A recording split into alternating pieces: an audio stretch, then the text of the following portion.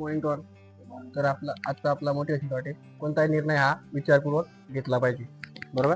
त्यासाठी एक short story आहे. शेतामध्ये एक छोटंसं घर असतं आणि त्या घरामध्ये एक छोटं बाळ असतं. ते पाळण्यामध्ये असतं आणि त्या दिवशी सकाळीची एक अशी न्यूज आलेली असते की बाबा म्हणजे शेतामध्ये घर असल्यामुळे की बाबा एक बिबट्याचं एक पिल्लू दिसलेलं आहे. बरोबर. त्याच शेतकऱ्याने काय केलेलं असतं, एक कुत्रा पण पाळलेला असतो. लहानपणापासून त्याचं संगोपन केलेलं असतं आणि तो मोठा पण झालेला असतो आणि खूप वफादार असा कुत्रा असतो. तो घराचं संरक्षण करत असतो कंटिन्युअसली. तर घरामध्ये ते बाळ पाळण्यामध्ये ठेवलेलं असतं आणि घरातले सगळे शेतात गेलेले असतात. आणि त्या मुलाचा जो फादर असतो तो पण लास्टला म्हणजे त्या बाळाचं लक्ष ठेवून थोडंसं काम असतं बाहेर, तर बाहेर जातो. बरोबर. तर मग बाहेर गेल्यानंतर काही काळानंतर आहे ना, त्याच्याकडून चुकून त्याला उघडा राहून जातो. म्हणजे असं ग्राउंड लेवललाच घर असतं ते, शेतातलं घर. त्यामुळे तो बिबट्याचं पिल्लू जे असतं त्या बाळावर अटॅक करतं. बरोबर. अटॅक करतं. तो कुत्रा असतो तिथं वागवलेला लहान आहे. तर ते अटॅक केल्यामुळे तो कुत्रा खूप स्ट्रॉंग असतो कुत्रा.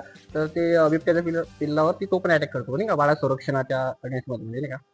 तर तो जो बिबट्या असतो तो त्यांच्या दोघांची लढत चालते. लढतमध्ये दोघं एकामेकाला हे करतात नाही का, घाव करतात नाही का, ब्लड वगैरे सगळं खाली पडलेलं असतं. बरोबर. तर मग तो शेवटी तो कुत्रा आहे ना त्यावरती हावी होतो. बिबट्याचा पिल्लू तो निघून जातो आणि तो पाळणा असा पलटी राहिला असतो, म्हणजे दरवाजाच्या अपोजिट साईडने ते बाल्टीकडनं पडलेलं असतं. थोड्या वेळ ते रडतं आणि शांत होऊन खाली याच्यामध्ये झोपी जातं. नंतर तो फादर येतो.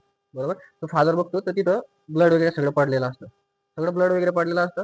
मग तवा तवा तो अर्ध्या घरात जातो आणि तो पाळणा बघतो. तो पाळणा पलटी झालेला असतो. बाहेर दिसत नाही. परत बाहेर येतो आणि जे कुत्रा असतं ते दरवाजामध्ये असं साईडला त्याच्याकडे बघत असतं. ते पूर्ण ब्लडनी भरलेलं असतं. तर हा व्यक्ती काय करतो माहिती आहे का? काहीच विचार न करता एक लोखंडी रॉड असतो आणि ते कुत्र्याच्या डोक्यात मारतो. कुत्रा जागी मरण पावतो आणि 1-2 मिनिट होतात. तो घरात जातो. ते बाळ रडायला लागतं. घरात जाऊन बघतो ते बाळ जिवंत असतं. बाळावरती काहीही घाव नसतात. बाळ एकदम व्यवस्थित पूर्णपणे सुरक्षित असतं आणि बाजूला तो पाळणा पडलेला असतो आणि ते ब्लड वगैरे दिसतं.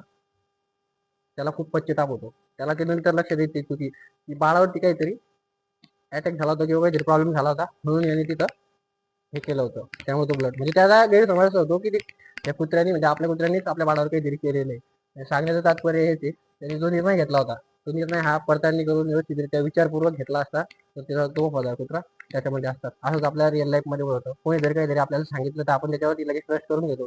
पण आपल्या डोळ्यांनी स्वतः आपण प्रत्यक्षरित्या पडताळणी करून त्या गोष्टीवर निर्णय घेतला पाहिजे. त्यामुळे आपले बरेचसे नातेसंबंध आणि भविष्यातले जे काही अचीव्ह करायचे गोल्स ते आपण अचीव्ह करू शकतो. त्यामुळे योग्य निर्णय हा पडताळणी झाला पाहिजे. थँक्यू.